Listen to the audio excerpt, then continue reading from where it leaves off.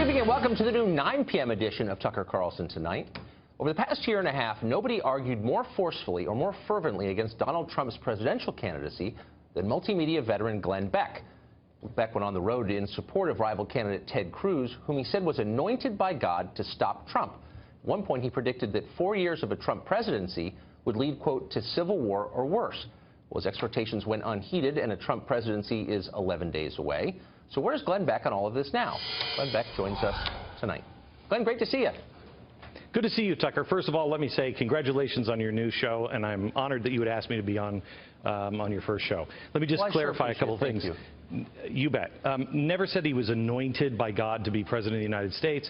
I do believe that people are called, all of us are. You're called for your job. I'm called for my job.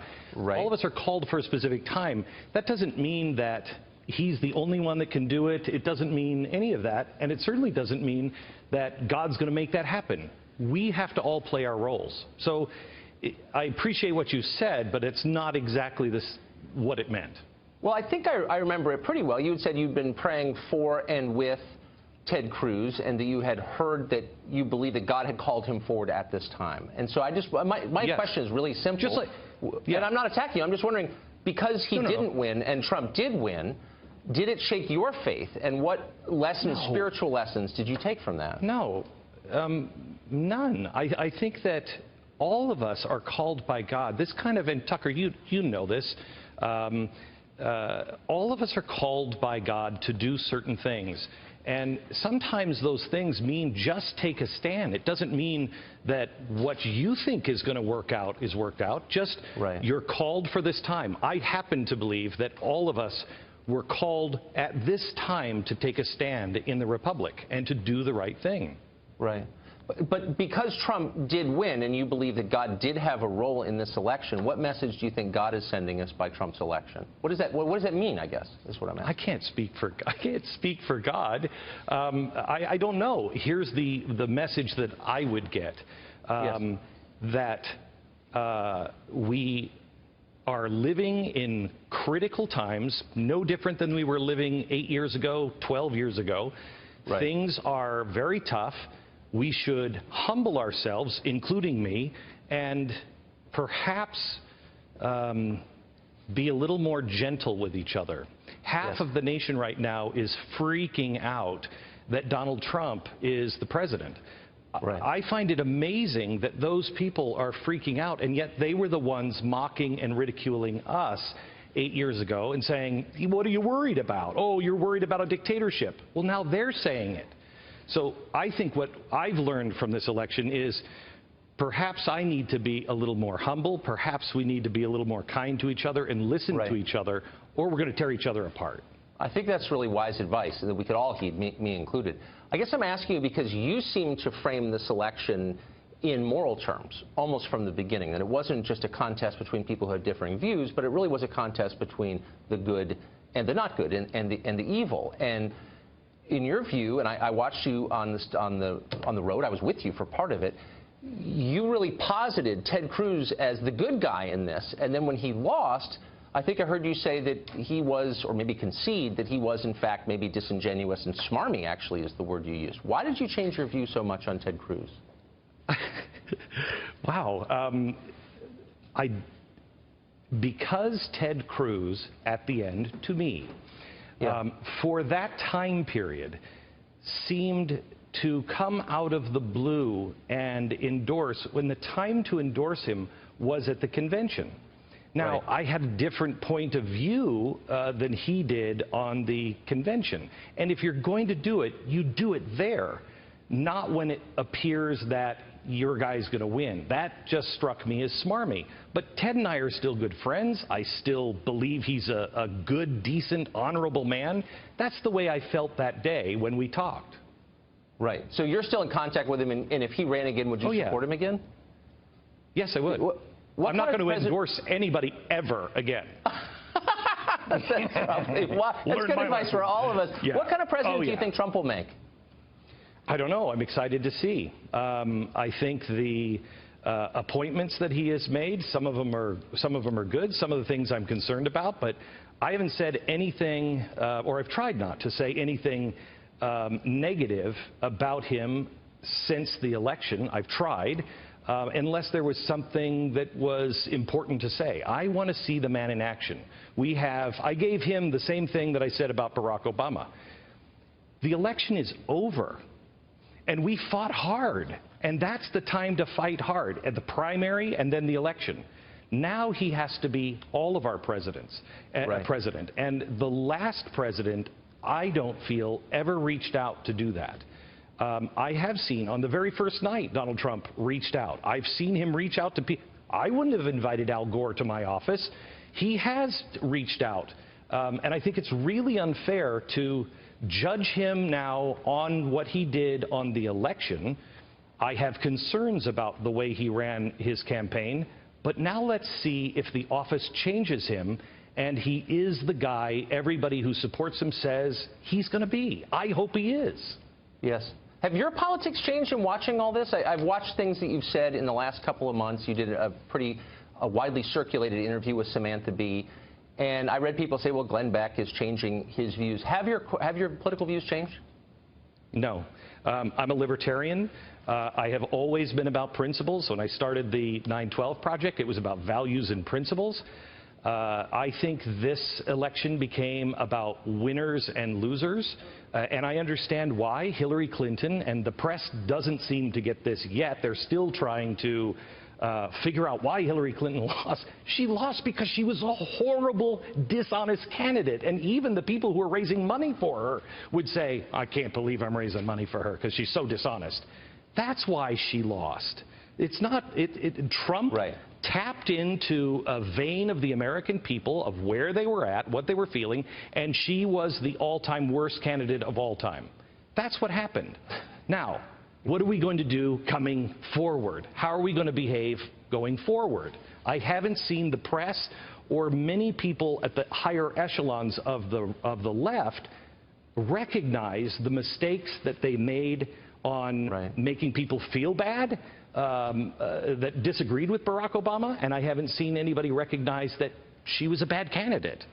Let's not run somebody like her again. No, I think that's exactly right. So I remember one of the reasons I want to talk to you is I remember sitting in my office 8 or 9 years ago and watching you on television and thinking you were the single most talented anchor I'd ever seen, and I have some sense of what it takes. You were just hitting a hole-in-one every night. Just the difficulty level was awe-inspiring, and you were pulling it off. And then you left Fox, and it seemed to get much rockier from there. You had business problems, and you had a bunch of well-publicized lawsuits, et cetera. Do you regret not having a daily cable show, or do you think it was bad for you to have one? Oh, I regret a lot of things because I overthink. I don't think regret is the right word. I would love to have your platform where you can talk to as many people as you do in one setting. However, times are changing, and I bet on the future that the future is all on the internet. And so it's just different. It's just different. Are the accounts true, or are they just nasty and politically motivated that your company, The Blaze, has had financial trouble? And you blame all these people and split with your business partner, et cetera. Yeah, we fired a lot of people because I changed directions of the company. I think we started, when those rumors were going around, we had 245 employees. Or 246, we now have 245, and I just left an office where we were talking about 2 other people that we're going to hire. So businesses changed direction, and that's what we did. Was it a poorly run company? Yeah, it was a poorly run company. Is it now? No, I don't think so. We're fine. Huh. Do you think, and this is something I've been thinking a lot about myself, do you think being in this business makes you happy? No. Has it made you happy? No. Interacting with the people has made me happy. Thinking that my voice was bigger than it is or should be, in a way that, hey, we can move people and we can change the world, in the end made me very unhappy. It's not my job. That's not any of our jobs. Our job is just to be ourselves and try to be a good example. And by doing that, Tucker, I've learned a lot in the last 5 years. And the country is more fragile, in some ways sturdier than it was. Let's take a moment and just say, we made it through Barack Obama. Who saw that one coming? Yeah. Now, so we're stronger than we were, than I thought, but we're also in more trouble in some ways than I thought at least 8 years ago.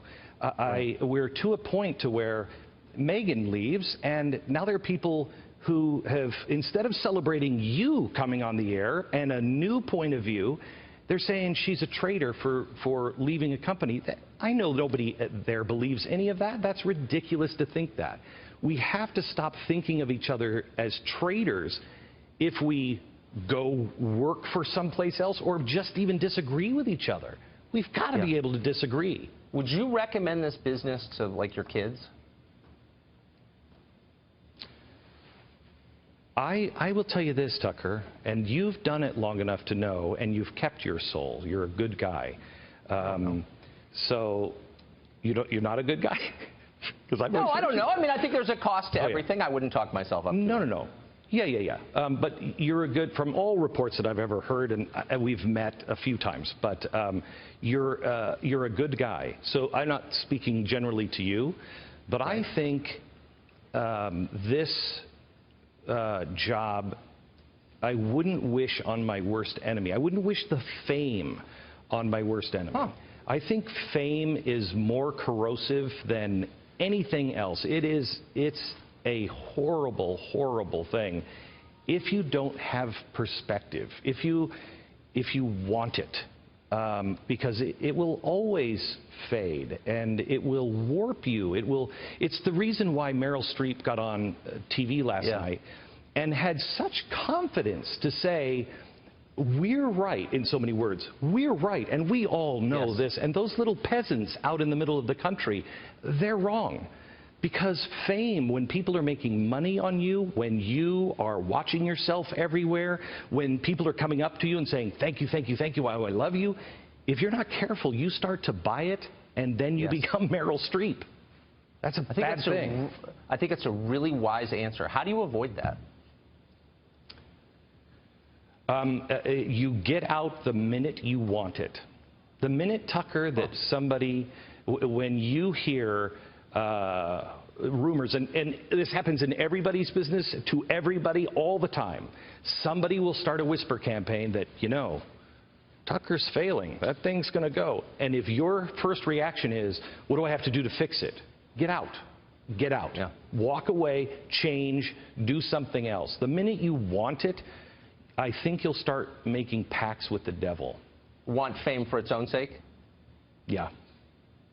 I'm putting that on my refrigerator. Thank you. Glenn Beck, I appreciate that. Thank you. Great to talk to you tonight. You bet. Thanks, Tucker.